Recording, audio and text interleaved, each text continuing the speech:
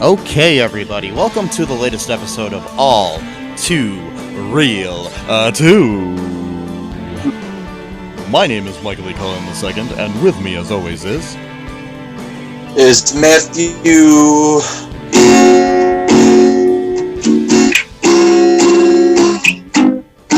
On a jet ski with Loki and Mobius. Us. That's a very musical name. Yeah, it is. It's soothing. And makes me feel like going on a jet ski. Well, that's the whole point. So you're supposed to feel, jet ski kind of rocks, it's comfort, but it kind of rocks at the same time, so it's got like a...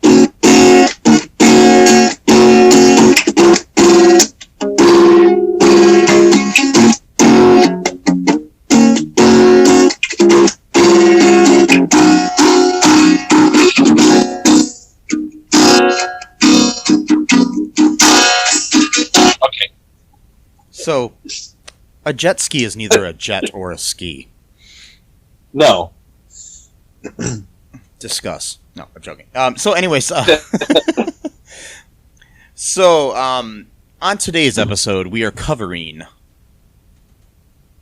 episode 2 of the Disney Plus Marvel series Loki, entitled The Variant. Ooh. Yeah. Directed by Kate Herron. I still can't pronounce her name, and I just heard it the other day, and I totally knew I was going to fuck it up. Written by Elisa Karasik. Man, I suck at names, man. I really do. I really suck at names. Mahat. There's no H in my name. What? Yeah. Matthew.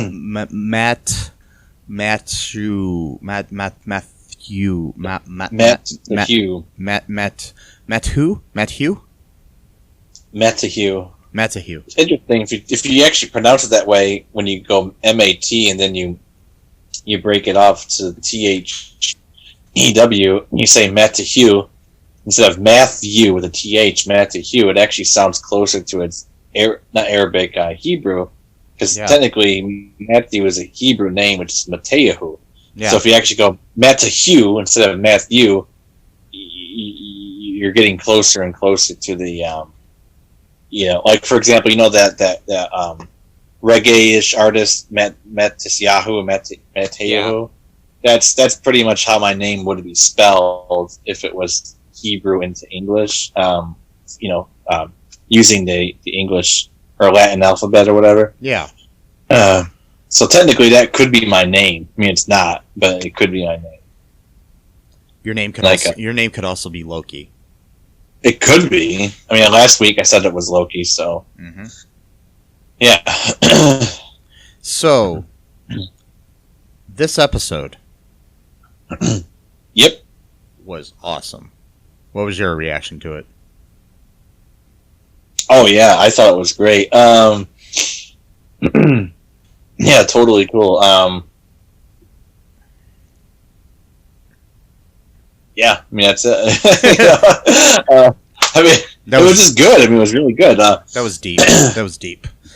They really didn't waste any time. I mean, like with WandaVision and Falcon and Winter Soldier, at least took a few episodes to sort of get going. This second episode is, Which is funny because a couple people I've talked to think this show is too slow. What? I think Falcon and the Winter Soldier is probably the slowest one we've had so far. Yeah. Personally, because it really didn't get into the third or fourth episode before things really started picking up. Yeah. Whatever. Yeah. So. Okay, here's the breakdown of the episode, Matt. You ready for this? Yeah. Ready for me to start? Yes. Okay. I'm ready. Yeah. Okay. Loki joins a joins a Time Variance Authority mission to the site of an attack by a fugitive variant of him. We first, because we open up basically into this scene where we think it's like maybe the Middle Ages or something. Mm-hmm. But it turns out it's 1985 and it's in Oshkosh, Wisconsin, at a Renaissance fair. Have you ever been to a Renaissance fair? Just curious. You know, I don't know. I think maybe once. I don't remember. I think it was like, I don't know. I know our friend Shamsi used to go to those. Did we ever go to one with her? Like, I know I did. I just couldn't remember if you were there. I don't know if I was. You know what? I don't think I was part of that friend circle at that point yet. So I don't think so. Yeah, I've been to a few of them. They're actually pretty fun. Yeah, I mean they look pretty fun. Yeah, hopefully they have some more coming up. You know, now that the COVID thing is kind of, you know, winding down. They're fun to go to. You can get a big turkey leg and eat it and stuff. You know. Yeah, sounds good. Yeah. I mean, like I said before, I've been like super hungry today for some reason. Like as soon as we get done, I'm literally thinking I'm gonna go to Rally's and get a burger. Like I'm like starving. I'm probably gonna make myself some ravioli and some breadsticks. Ooh. And sounds good to me.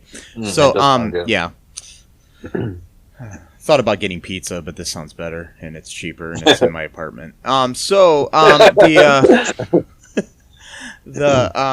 Anyways, so they're at this Renaissance festival, or fair, or whatever you want to call it, and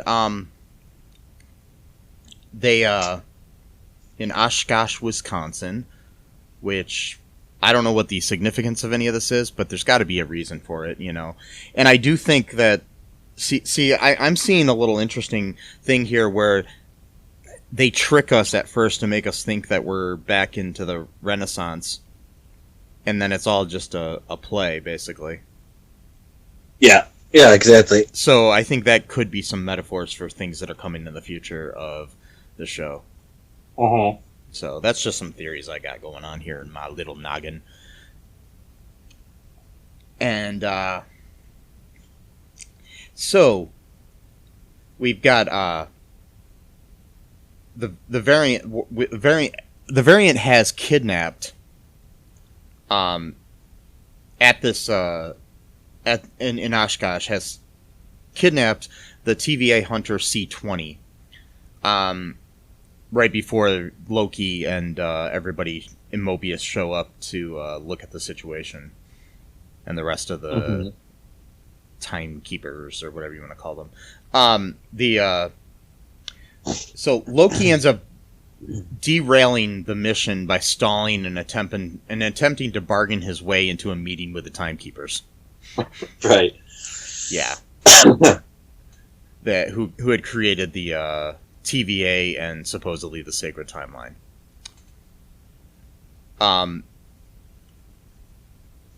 Basically, Judge Ravana Renslayer, who we met in the first episode, who sentenced him and then was talked out of it by Mobius, Mobius, objects to his involvement, but Mobius convinces her to give Loki another chance. Yeah, they seem like old friends. So yeah, there's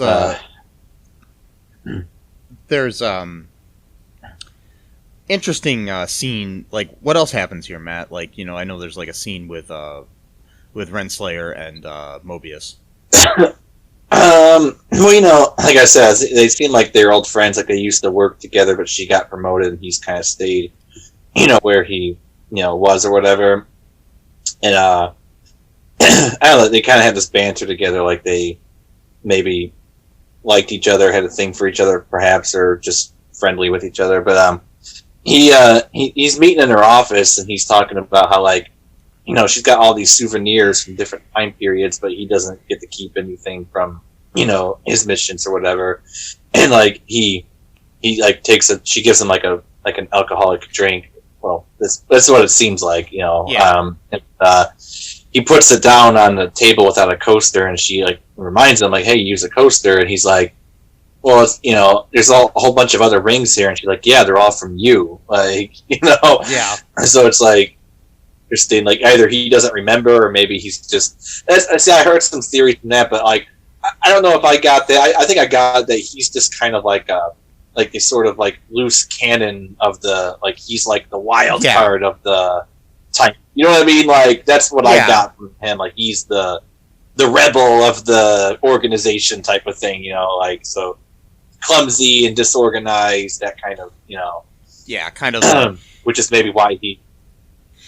Yeah. Kind of like Mel Gibson's character in Lethal Weapon, kind of like the loose cannon cop guy, you know what I mean, in a way. Exactly, and maybe that's why he takes an interest in Loki's, because maybe secretly he kind of likes that whole chaotic energy, you know. So, yeah, we find out that there's like statues of the timekeepers in her office, actually, which is interesting. Her office was pretty sweet, I think. Oh yeah, I would freaking live there. Yeah, I know. I mean, that's her office. That's not even her home, you know. I love the whole aesthetic of the TVA in general. I mean, the whole like kind of 1970s, late 60s kind of vibe to it. It's kind of cool. I always liked the way things looked back then, anyways. So at least the way they look in, you know, movies. Yeah, exactly. Like the whole how everything's analog. That's very interesting. Yeah, she's listening to music. She's listening to some music on a reel-to-reel as well, so that's kind of interesting too. Yeah, it is very interesting. And plus, too, when they played Loki, his whole life story, that was on a reel. Yeah. As well, and it's interesting because, you know, this is supposed to be like some futuristic, you know, place. Or of course, you know, it could be just a sense of like, you know, since they are so futuristic, maybe they just like things to be analog because they've already seen everything so advanced. You know what I mean? That it's like boring now type of thing. So maybe, you know, they like kind of going back to like old fax machines and just kind of make it, you know what I mean? Like if like you're like all powerful beings, you can just like snap your, well, no pun intended, snap your finger and make reality whatever you want it to be. Yeah. That was a reference to Thanos by mistake, actually. But, yeah. It's kind of like how hipsters love to listen to, like, you know, records as opposed to... Exactly. Yeah. And I like record because you get to watch it spin. You get I think there is a thing where once you get to like a peak of like, oh, this technology can do this, do that, it's so awesome. It's like after a certain point, it's like, well, what do we do now? You know, type of thing. You know, and so then you start backtracking. It seems like, and that's kind of why trends tend to go backwards as well. Like usually 25, 30 years, things from the past start becoming popular again. You know, yeah. So kind of have that. That's a weird sort of philosophical tangent right there. I mean, it's kind of like how like I've been seeing a lot of like neon colors and stuff like that, and people looking like they're in an episode of Saved by the Bell or something lately. So it's like, exactly. Just... Or like the jeans with the holes automatically cutting them. Those are popular in the early 90s when I was a kid. So, you know, yeah. I'm waiting for like the Reebok pump to come back or something. Yeah. Oh God, or rollerblading, man, rollerblade. Anyway, yeah, good episode though. I mean, like really, yeah. So lots of stuff in this episode.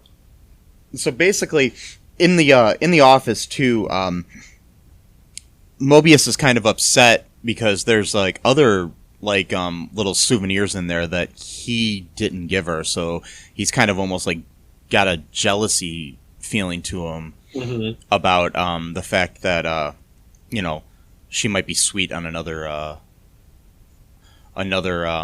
you know, agent here or something, you know. Yeah. People keep talking about the fact that one of the things that they kind of linger on is there's a pen that says Franklin Roosevelt High School on it. Yeah. So we'll see what that is. I mean, because like the main thing I'm thinking here with it is it's the fact that it could be like Chekhov's gun. Have you ever heard this theory? No. Okay, Chekhov had this theory, the writer, about the fact that if you like say show a gun above a fireplace in the first act of a play, you know by the end of the play that's going to be shot. Okay. So you can apply that to anything. Like if something's lingered on in a scene of a show, you know by the end of the episode or by the end of the season, or like if it's in a movie, by the end of the movie, that it's going to have some kind of significance.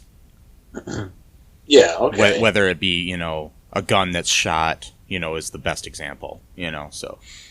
Or like, you know, like some you know, because there's no reason to point out something. And I feel the same thing about those rings on the table and different things like that they're just kind of throwing at us, that there's got to be reasons why they're showing them to us this early in the series. Yeah, it makes sense. And plus, too, did you notice that the coasters were hexagon shaped? Dun dun dun. Yep. Well, my theory is that the end of this series is going to open back up the multiverse. And then I thought WandaVision was going to directly go into multiverse, Doctor Strange, the Multiverse of Madness, but maybe Loki show is going to actually officially reopen the multiverse. I don't know, but I'm thinking it's going to go that way. Yeah, it's hard to say. It is. But yeah, I just think that this whole scene has like major significance, because there's no reason to have a scene where he's kind of in the office just talking. But then again, you know, this is kind of like what you have in like a cop procedural sort of thing, you know, like if you watch like Blue Bloods or Law and Order or something like that, you do have these scenes where the detective's in the captain's office talking to them about what's going on, you know, and stuff like that, you know, so. True, yeah. But the way he talks to her is very, very familiar tone. He doesn't even call her Judge or Madam. He calls her by her first, you know, so that's something that you normally don't do unless you kind of have a sort of familiar relationship with, you know, each other. Yeah. You know what I mean? Like my teacher, for example, like, you know, in school, I always called them Mr. or Mrs. whatever. I didn't call them by their names. You know what I mean? But it could be, too, a thing, like, if you're working with somebody for a long time, eventually, like, I mean, I don't call my boss, like, manager so-and-so. I call them by their first name at work, you know, sort of thing. Right. So, yeah. Yeah, that's true. Yeah, so, so basically, what ends up happening after this, Loki is sent to, you know, he's sent to do like research and stuff. He's we do have a scene in there. So much happens in this episode, so it's kind of hard to remember the order of things. But you know, time doesn't matter, so there is no order. Oh wait, sorry. Right, exactly. No order. At one point, Loki's learning things from Miss Minute. The little animated creature that's voiced by Tara Strong. It's kind of interesting to see that, and he gets kind of frustrated about the learning aspect of things, and he, you know, that comes into play later. He's at one point looking at a jet ski magazine of Mobius's. And then we do learn that Mobius loves jet skis. Talks about the early 90s when they were, you know, really popular.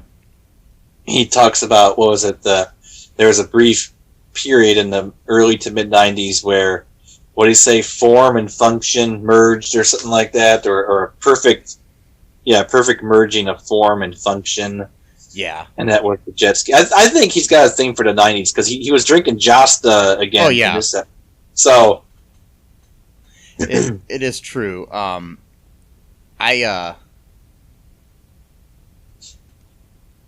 So, jet skis, I mean, they were pretty popular, I guess, in that time period. But, they were actually created in 1972. Oh, wow. At least the Kawasaki jet ski was. So, yeah. But I mean, they did kind of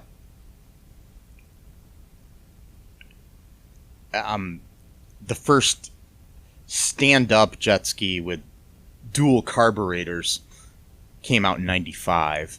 So I don't know. And then they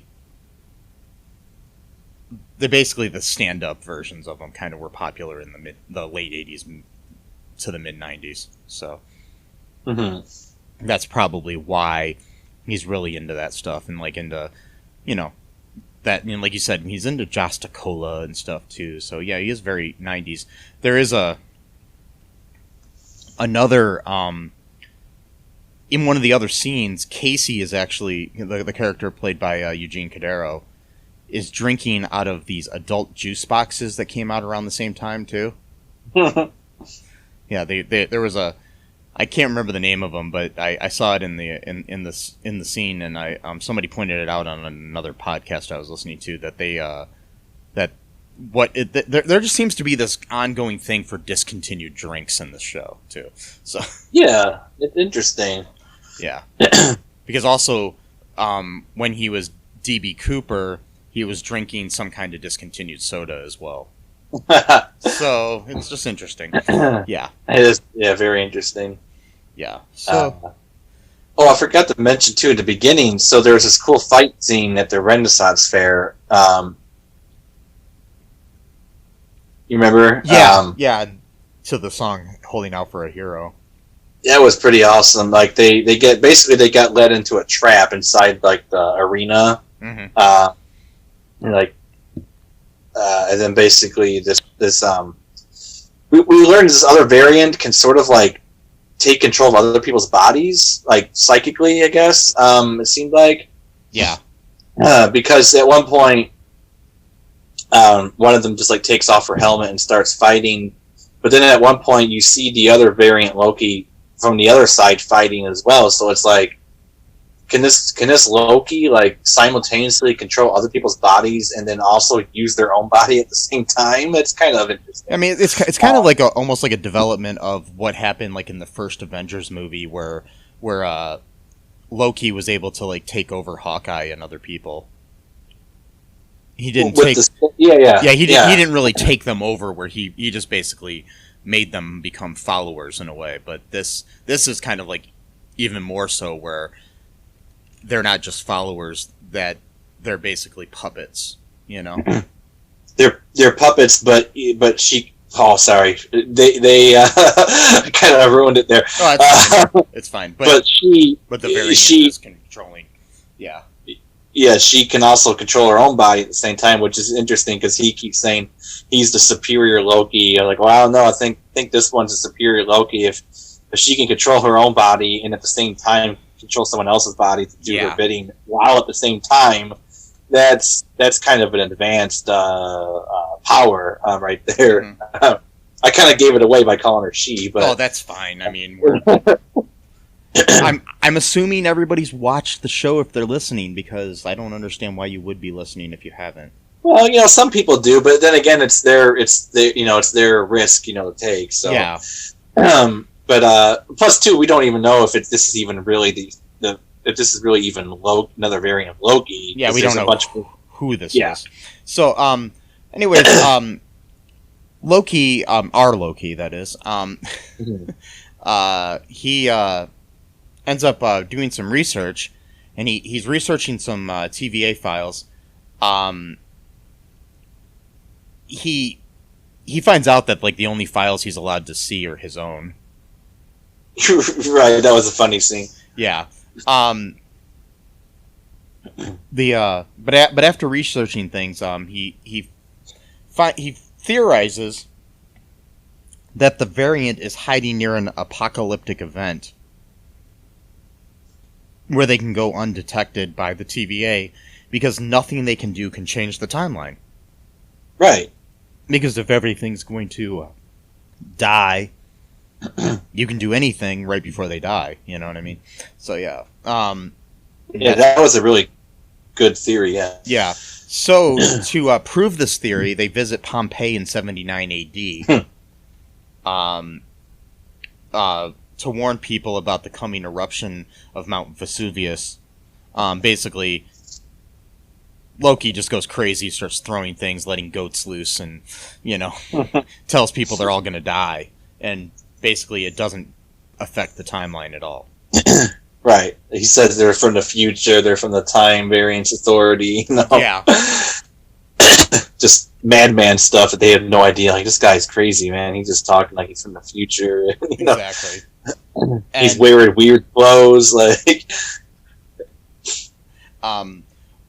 basically, what they end up deducing after this is that there's that the variant is probably hiding during a hurricane in 2050.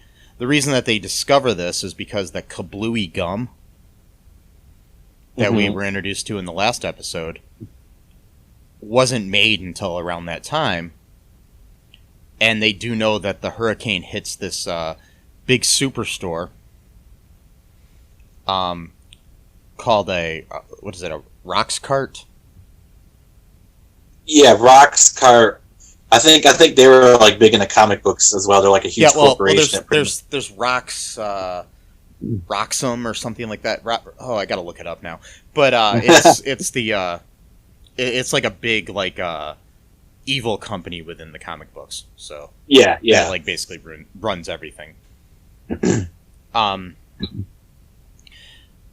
anyways, they figure out that the hurricane shelter would be the best place for this variant to hide, because there's food, and everything that they need right there, and supplies in that superstore.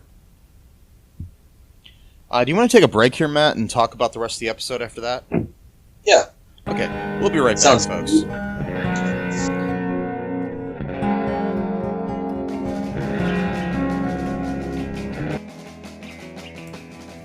What is Gen X?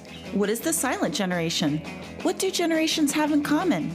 Hi, I'm Trish the Dish from the Gen X Voice podcast, and I invite you to listen to conversations I have with folks from different generations, backgrounds, beliefs, and experiences in an attempt to see what connects rather than divides us. Even though Gen X has been called slackers, Karens, or not mentioned at all in some cases, we are the bridge generation, so I feel compelled to do my part to destroy ageism by bringing all these voices together. And, as a bonus, each guest gets to answer some 80s questions at the end of each show. So download and listen to Gen X Voice today on Apple, Spotify, Amazon, or wherever you listen to podcasts. And let's see how much we have in common after all. Hi, this is Catherine, host of a new fashion podcast, The Real Fashion School Dropout. Join me as I interview guests every week in the fashion and beauty space, and we gossip on all things fashion and beauty, and even get into some personal stories of their journey in the industry. You can find us on Apple, Spotify, pretty much wherever you get your podcast. Hope to see you there.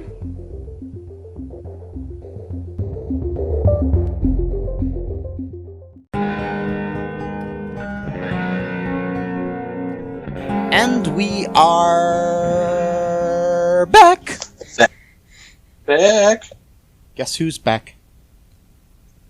It's Backstreet Boys are back. Backstreet's back. All right. Right. So, anyways, we've got back to the plot here. Okay, so they go to this hurricane shelter. Loki, Mobius, and the TV agents are there, and while they're there, the Hunter B-15 insists that Loki go with her instead of Mobius, so they split up. Loki, Mobius, and the TV agents are all ambushed by the variant, who ends up possessing the body of several agents and people in the store. First starting with B-15. So, and then, and then and a store employee named Randy at one point, and then also like a big biker dude. Yeah.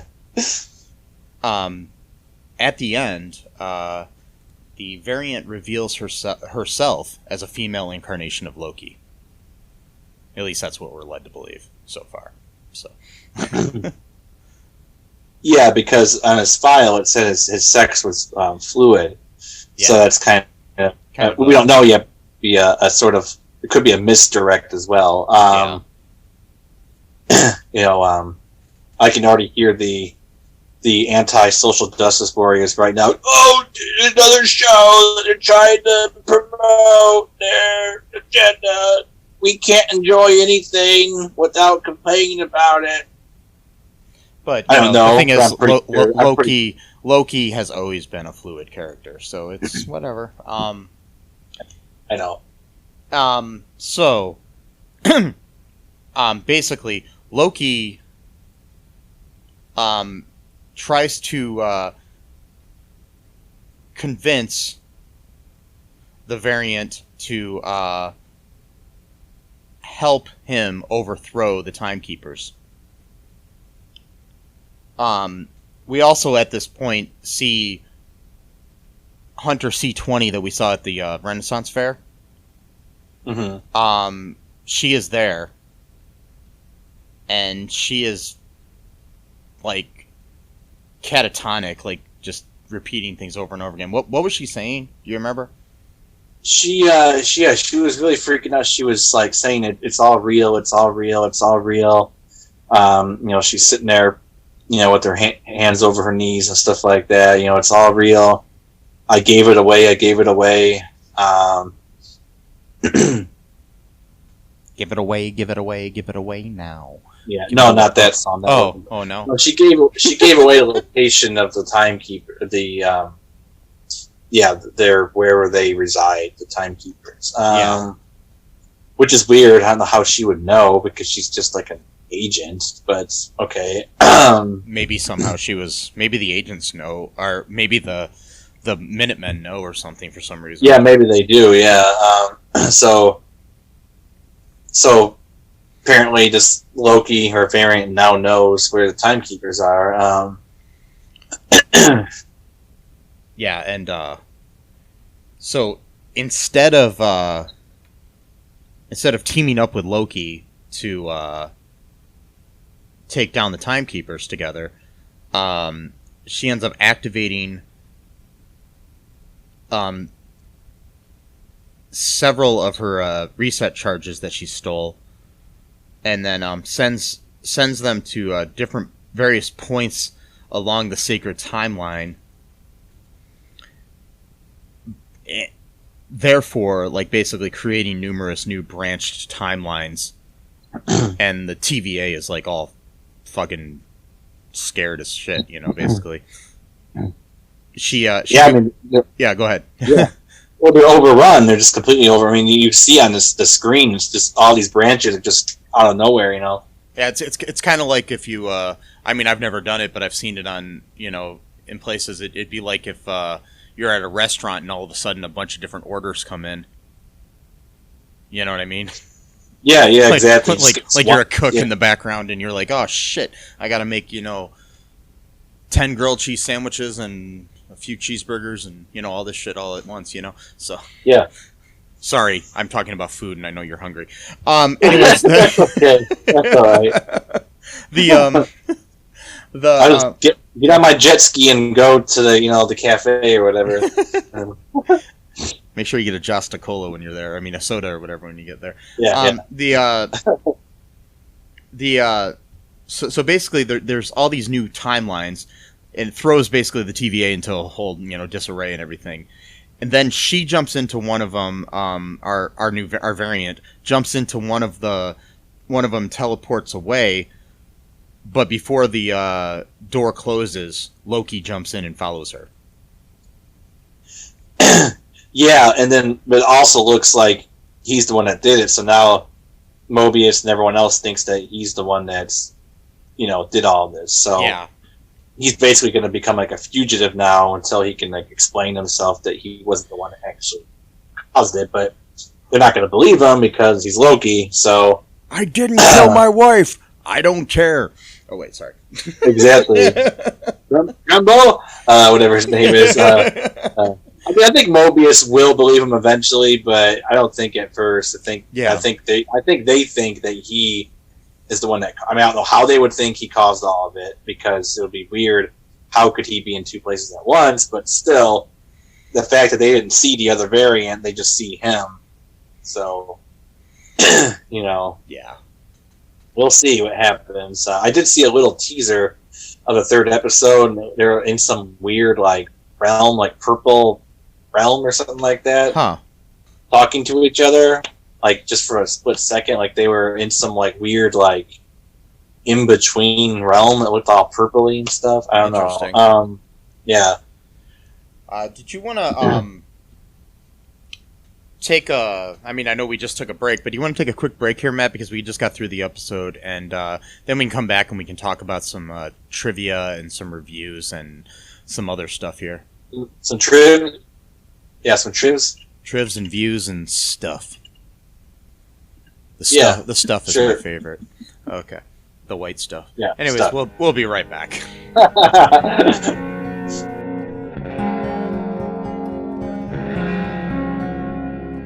Need a new podcast to listen to? Well, why not check out the Super Podcast from the Super Network at supermarcy.com, where we discuss films and pop culture, and we do monthly fan-voted commentaries. We are available on all major podcasting platforms.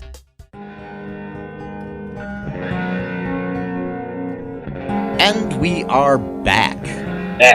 Okay, so one of the things that I wanted to cover here, I asked online because I've been seeing a lot of these discontinued items inside the show.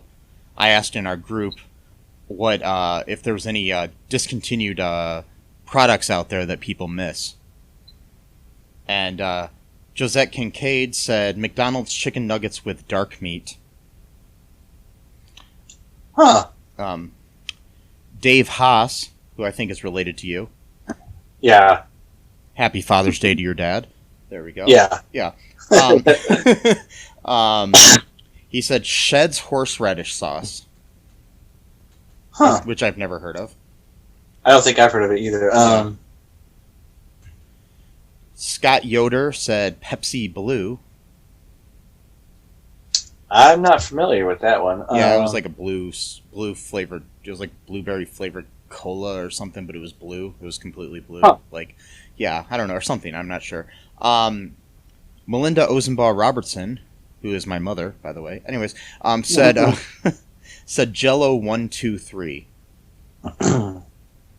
Okay. Which I remember her getting a lot when we were kids, actually. So it was like this thing that would have like three layers of Jello thing that you can make. Like it would three different. It wasn't. It was like Jello, and then like one of them was kind of a different. They were all different consistencies. I can't remember exactly what it was exactly, but it was kind of a... Okay, Jello 123, according to Wikipedia, was a Jello gelatin product introduced in 1969 and discontinued in 1996. The product was a 4.3 ounce powdered mix that, when properly prepared, separated and solidified into three distinct layers: a creamy top, a mousse-like middle, and a regular Jello bottom. Awesome. Yeah, I do remember that. Yes. That's really cool. You know what I miss is, well, I don't know if it would be considered a discontinued product because it was only meant to be a short time thing anyway, but it was during the Teenage Mutant Ninja Turtle craze where they had those, you know those little pie things they used to have, like cherry and they had apple, like little, you know what I'm talking about? Like you get them at gas stations and stuff. Yeah. I think Hostess is the brand. Yeah. Well, they did one called the Ooze, which was like a pistachio type green colored thing. That was a huge deal when that came out. It's like, oh, gotta get the Ooze, man. Gotta eat the Ooze. Like, why would anyone want to eat Ooze? But whatever, okay. And because like we saw the movie, we saw that the ooze was something gross and led to some monstrosity of creation of beastly people. Sure, let's eat it. So I missed that. I also miss. Oh shoot, what was it? There was like this really cool. Oh, it was like McDonald's had something. It was like a. Don't remember. It was something. And do you remember McDonald's pizza? Yes, I did not like it. That one. I did not miss that one. But I was just trying to remember different things there. What I missed is Burger King's original chicken tenders. Is what I miss. Like they just like were. Oh yeah, they were so much better. Yeah. So because that's what I missed. I used to love when we were in college at Burger King. They would have they had, it was a local thing, I think. It was a chicken tender sandwich for like $1. Yeah, I remember that. Yeah, I loved those. Yeah. Yeah, I think that was a local thing. Yeah, but yeah, because I know like the new chicken tenders, because for a while they actually went to like a McDonald's style chicken nuggets, like they were trying to compete against McDonald's, and then people are like, no, you actually had chicken tenders, that's why people like they come to Burger King because they want something like different, like they don't want McDonald's 2.0, like they want Burger King. So like then they went back to quote the original chicken tender recipe, but it's not quite the same as it used to be, because one thing, they're shaped differently, which texture wise that kind of changes things a little bit, but it also does not taste exactly like it used to. At least maybe my taste buds have changed over time, but it doesn't seem like it. So my thing that I miss the most.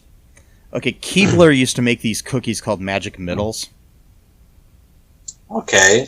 What they were like a shortbread cookie, and in the middle there was like this creamy, either chocolate or peanut butter fudge in the middle. Oh, okay. And they were amazing, the chocolate ones. I never had the peanut butter ones. But they were so good, and they discontinued them for some reason. Oh, were they shaped like the actual Keebler person? No, they still have those, because I actually just bought those yesterday. They were okay. Those see what these are. They're like the cookie, and it was like inside the middle, like hidden inside there was the chocolate. Oh, okay, I got you. Like it looked like a normal shortbread cookie, but inside there was like fudge. Gotcha. So it wasn't like sandwich like the new. Okay, no, gotcha. No, I mean I still get the, because I just actually bought the double stuffed Keebler cookies the other day with the. Okay, with the, cool. You know. Yeah, there's a lot of stuff like that, like Surge soda. I liked that a lot when I was around. Yeah, they brought that back though. So. Oh, they did. Okay. Just lots of like certain brands of chips. Can't remember now, but I know I was pissed off at the time because I was like, I really like these things. I know for a while they had this thing called ketchup fries that Burger King made. Yeah. I don't know why everything's coming back to Burger King, probably because I'm hungry. But yes, they actually sold these at the store called ketchup fries. They were basically just like chips, but they were shaped like fries, and they kind of had like a ketchup-based flavor.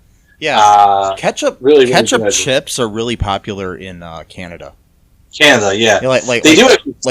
They do sell them in certain brands here, but in Canada they're like it's kind of like how we have like barbecue and sour cream and onion. They always have ketchup chips up there. Yeah.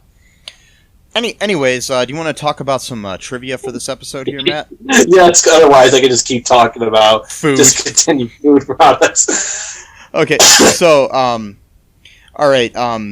Here's some trivia here. Roxcart is a reference to the infamous Roxxon Corporation.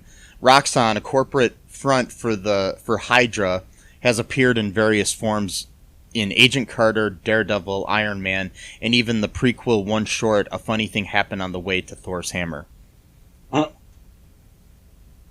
There is a reference to David Fincher's Seven in a needle drop when Loki tries to access more materials from the TVA library. the clerk asks for he asks for help from is listening to Orchestral Suite Number 3 in D major by Johann Sebastian Bach. This is the same music playing when Detective Mills and Detective Somerset are in the process of researching the killer they're pursuing in the movie 7. So, in Loki's file regarding the destruction of Asgard, the Revengers are noted. The Revengers is the name Thor gives his group that includes himself, Banner, Loki, Valkyrie, and Valkyrie in Thor Ragnarok. The Revengers. In the cafeteria, Loki steals a drink from Casey to illustrate a point. Casey's drink was a Boku juice box. Boku was marketed in the U.S. as juice boxes for adults from 1990 to 2003.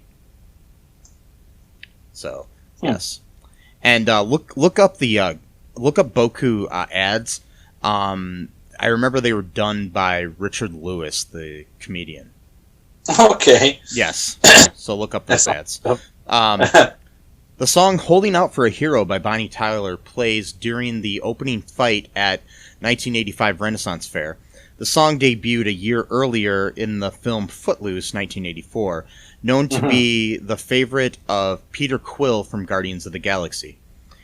In the week between the broadcast of the first and second installment of Loki, trailers were released for Masters of the Universe Revelation and for Square Enix's Marvel's Guardians of the Galaxy, both of which also featured the song. That's interesting. Yeah. At the 1811 mark, there is an obvious 372 behind Loki at the TVA library. This is a reference to Thor number 372 comic featuring an early appearance of the TVA. The Loki variant's numbers, as seen from the hologram during the briefing, are in order of appearance with rough descriptions. MCU Loki L6792 is his number. Sporty Loki is L1247. Monster Loki is L6795. Party Loki is L8914. Warrior Loki is L7803. Also, the Loki variant's numbers whom they are hunting is L1130. When Loki and C-15 are walking down an aisle in Roxcart, there is an illuminated circular sign of arm and hammer in the background, a reference to Thor's favorite weapon.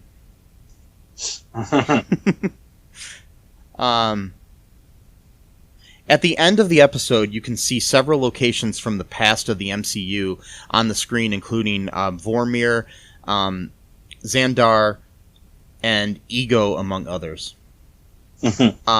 While it is speculated that Sophia Di Martino's character is Lady Loki, there are multiple hints throughout the episode that Di Martino's character is not Lady Loki.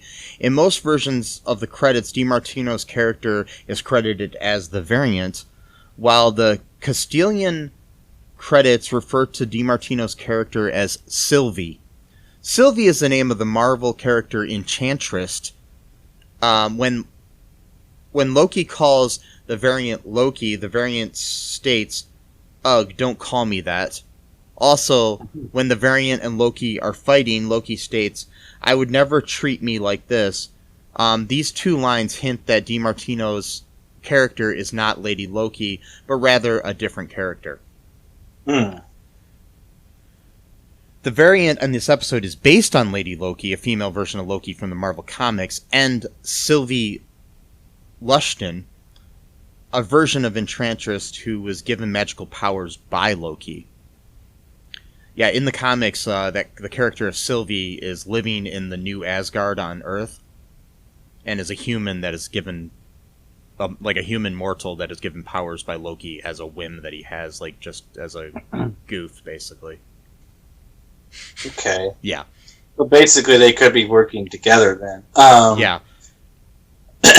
Like maybe she's like the foot soldier type of thing, you know. Yeah. We'll find out what's going on with this. Yeah. When the interior of the TVA when Loki and Mobius are in the elevator looks to be the interior of the Marriott Marquis in downtown Atlanta, where the episode was filmed. CGI added for the Timekeeper's statues. One of the files that Loki reads at the TVA confirms the destruction of Asgard was a Class 7 apocalypse, and 9,719 Asgardians died when Surtur attacked. So, okay, so here are a couple of like Easter eggs from the episode. You interested in this, Matt? Yeah. Okay, Oshkosh, Wisconsin. The episode begins at a Renaissance fair set in Oshkosh, Wisconsin. Marvel Comics editor Mark Grunwald hails from this town in Wisconsin. However, also, the character of Mobius is drawn in the comics to resemble Grunwald. So, that's interesting, too.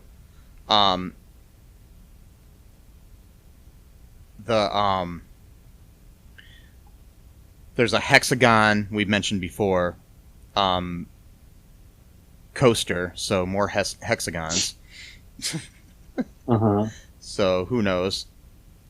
That could mean something. Who knows? Maybe this whole thing is. Maybe it's kind of implying that this whole thing is like a hoax, like yeah, like things were in WandaVision. The Franklin Delano Roosevelt High School pen is interesting because I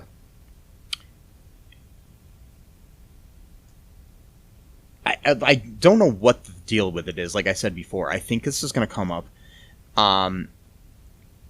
According to Slash Film, they're betting that this detail will end up leading to Mobius to realize that Renslayer is up to something nefarious. So somehow this pen is going to come into play like Chekhov's gun, like I said, you know what I mean? So yeah, I think that there's going to be something later on that'll definitely play off before we end. During an earlier scene during the scene in Renslayer's office, Mobius comments on a snow globe sitting on her shelf, calling it a trophy from a previous case. It's from a case that he didn't work on, and it's a San Diego snow globe. There's nothing about snow globes in San Diego in the Marvel Comics, but this may be a nod to Comic-Con. Comic-Con takes place in San Diego every year. Oh, okay. So that's an interesting little thing. That's all I got really here for trivia and Easter eggs here. Anything you any speculation you have here, Matt, or anything about upcoming episodes, about any like theories or conspiracies or anything you got? Yeah, I think I don't know. I think Loki was just kind of lying when he said he was on to overthrow the Timekeepers. I think he was just saying that to try to stall the other variant, you know? Yeah. Because I think that like Loki's gonna actually like have like a. Well, he already seems like he kind of looks up to Mobius as sort of like a uncle-like figure, like, you know, or maybe he's just pretending. I don't know, but so I don't know. Like, I just think their relationship is going to get a lot closer as they start to sort of understand each other's motives a little bit more. I'm not sure what's going to go on with this other variant. I don't know if Loki's going to try, understand her motives and sympathize with her. I don't really know. But I do think that at the end of this season, that it's going to reopen the multiverse, and we might find out that maybe the Timekeepers aren't these great benevolent dictators as they claim to be either. Maybe, perhaps, when they mentioned, that there was a battle for supremacy, well, perhaps this timeline was also in that battle and just happened to win. I mean, my thing is just like, I think the whole thing could be an illusion as well. There could be that the TVA is actually the bad guys, which is something that Marvel tends to go to time and time again, unfortunately. Where you got the whole like, Shield is Hydra sort of thing. You know what I mean? I think maybe the TVA is actually being run by Kang the Conqueror, who is in the comics has a romantic relationship with Renslayer. So yeah, it's possible. I mean, yeah. I mean, can you imagine if I don't know much about him as a character, but still, I mean, if Thanos was a force to be reckoned with, I mean, how they're going to have to find someone greater than Thanos to, what I mean? Like, yeah, it's Kang is like basically he's basically like the Attila the Hun of time travel. So it's like, you know what I mean? He's kind of like goes through and destroys things. Right. Okay. Destroys and pillages and everything, whatever he wants. So there's like that whole thing, or the Genghis Khan, or the whatever, yeah. So one of those history's worst people. So there's that, and on a side note here before we end things too, there's something interesting that I saw online. So at Disneyland, how they have people dressed up like characters walking around and stuff. Yeah. Yeah. So they have the Avengers campus that just opened up recently, and they have people dressed up like Scarlet. Dressed up like Scarlett Johansson's Black Widow. People dressed up like Thor. People dressed up like Iron Man and Spider-Man and Ant-Man and the Wasp, and different people walking around there. And they also have somebody dressed up like Loki normally. Normally he's wearing like his big, regal outfit that he wears. But now, starting after the first week of the show, they had him in a jumpsuit with a collar around his neck, dressed up just like he was in the first episode of Loki, with a couple of Minutemen walking around basically as guards. Second week, they've got him in that windbreaker that says Variant on the back. Yeah. That he's wearing in the current episode, with his tie on and everything, walking around like that now. So we'll see what happens next week, and if at Disneyland he's dressed up like whatever he looks like in the third episode. Right. So they're kind of just keeping up with the episodes now that people can actually go to Disneyland. They probably would have done the same thing with Falcon and Winter Soldier and WandaVision if Disneyland was actually open but it was during the pandemic, so they weren't open. So yeah, exactly. Yeah. But I think that's kind of cool that they're doing that because it's like, because at the park, Thor still looks like he did in the fucking Avengers. It's like he does, like from, 10 years ago or whatever. So it's not like, yeah. Not like they've updated his look yet, but they're updating Loki's look each week, which is kind of cool. Yeah. Yeah. So it'll be cool if they keep doing that, because they get these guys that kind of, walk around that, they're just guys that kind of look like Tom Hiddleston. They're not, obviously, you're not going to have Tom Hiddleston walking around Disneyland all the time dressed up as Loki. No, I don't think it's part of his contract. But No. all right, you got to stay here for like a month now, and just Yeah. put on your different clothes after each episode. But yeah, but do some search. Look up the Loki at Disneyland, and you can see the cool way that they've got them dressed up and everything. I wish I could afford to go out to Disneyland right now and check that out, but Yeah. I want to eat and pay my rent and other things, but Nah. yeah, going to Disneyland right now would cost literally an arm and a leg, probably. But, Literally. yeah, I'd have to sell my arm and sell my leg to be able to afford to go there. Yeah. I could sell my arm to the Winter Soldier so he could have a human arm. Yeah, there you go. Yeah.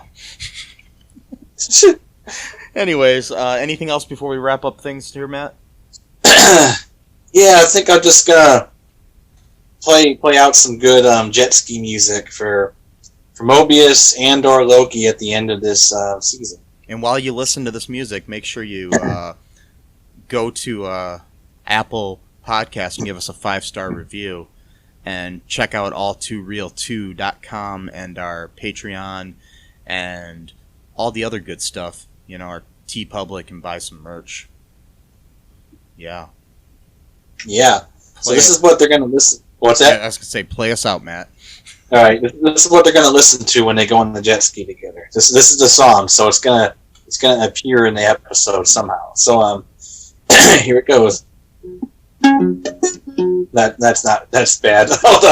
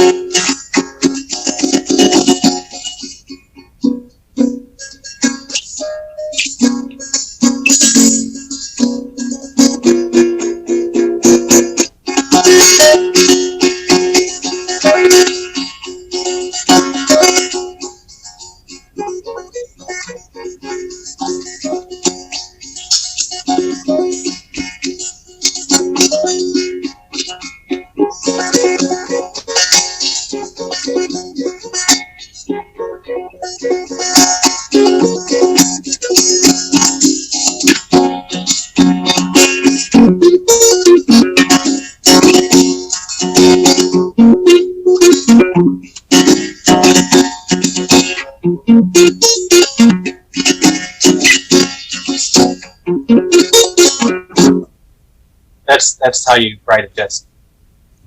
All right. Ride off into the sunset, folks.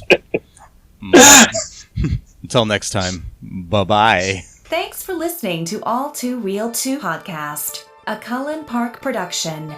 Produced and edited by Michael E. Cullen II. Music by Matthew Hawes. Subscribe and share the show. Visit us at cullenpark.com.